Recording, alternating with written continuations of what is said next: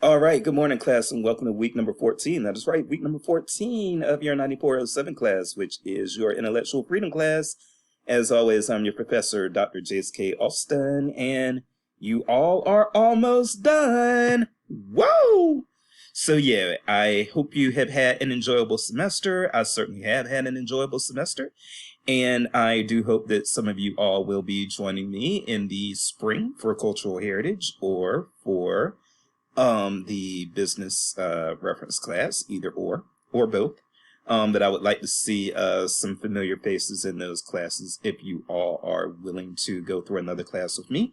And having said that, what we're going to do is we're going to do a state of the course update, and then I am going to soapbox just a little bit, but there won't be that much this time around. And when we do the state of the course update, this will include the public results of the debate poll. So let's go ahead and first, just to let you all know, when it comes to assignments, you all basically have 2 assignments left, and they are both due week after next. So if we look at our calendar, we will see that next week is going to be December the 5th through December the 9th, at least on the weekdays. And then after that, December the 11th is the Sunday, and the December the 11th is a Sunday, and then December 12th is a Monday, and I believe, yeah.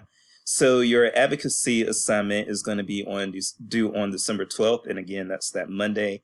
And your final paper, which the debate contestants don't have to do, that's going to be due on December 11th, which is a week from this coming Sunday. So again, you have 2 assignments that are due, and they are due on back-to-back days. Again, the advocacy letter assignment is due on the 12th at midnight, and then the final paper is due on the 11th at 11:59 p.m. or essentially midnight.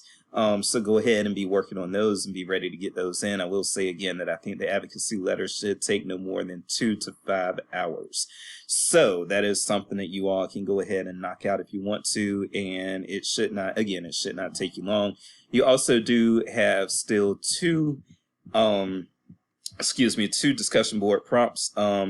This week's prompt is materials that make you go, which are materials that kind of challenge our idea of intellectual freedom, okay?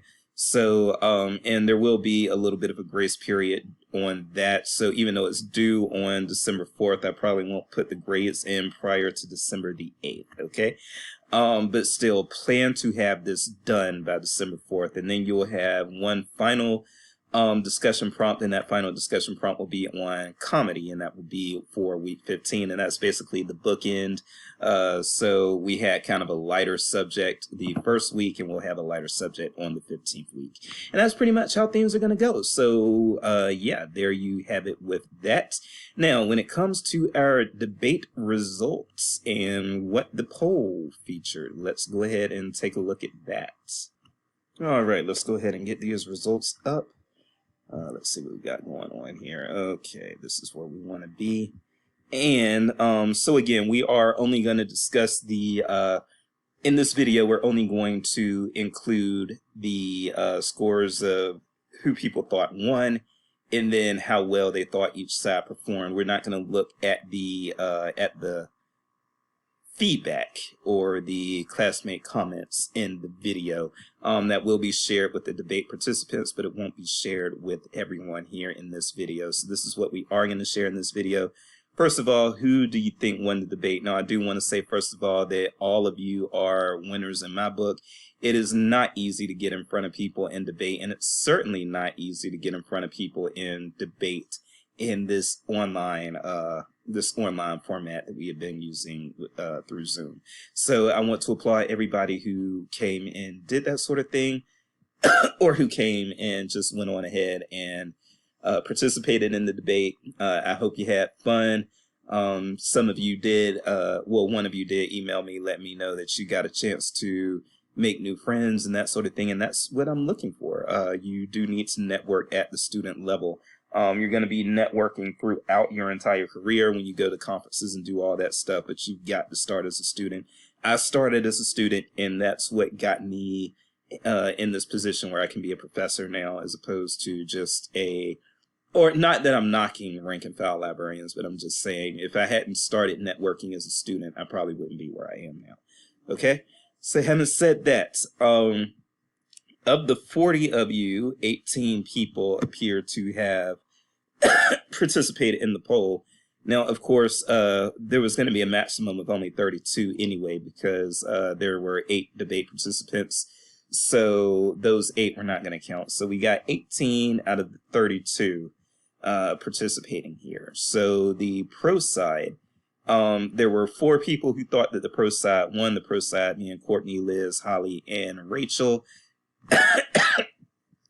11 people thought that the con side won. That was Benjamin, Felicia, Andrea, and Sierra. And then we had 3 people who felt that it was a tie or NA. So when we look at this, one thing that I do want to keep in mind, though, sorry, hold on. One thing that I do want to keep in mind, and have us keep in mind when we look at the results and what they say as far as who did and didn't win. This could be, and again, I'm not sharing the comments, but it could be that there was also a class inclination to sort of gravitate to the con side anyway. So if there was a pro side, pro should, pro hate speech being protected by the First Amendment, that might have been, and it's going to vary from class to class because I have different personalities show up in different semesters. But what I would say here is that there is also a possibility, in addition to just the possibility that the con side just did better, it could also be that the con side, that people were sympathetic to the side that they were arguing.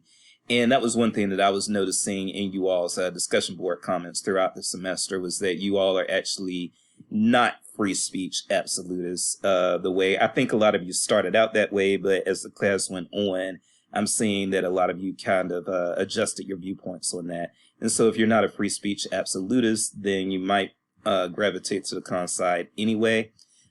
So those are just some of the things that I want to keep in mind when we talk about this. But again, I think that everyone did a great job.